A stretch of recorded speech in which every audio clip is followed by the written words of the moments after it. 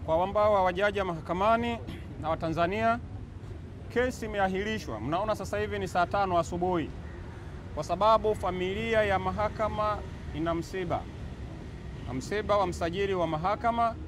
Kwa hiyo tulipofika asubuhi, upande wa jamhuri walitoa taarifa hiyo na wakaomba leo wapate fursa kwa ajili ya kuhudhuria mazishi hayo. Salamu za mwenyekiti wa chama na mtuhumiwa amewaomba upande wa jamhuri wamfikishie salamu zake za pole huko msibani. Kwa tunaamini na wao wamekubali kwamba salamu za Mheshimiwa Lissu huko msibani kwenye huo msiba wa msajili wa mahakama watazifikisha.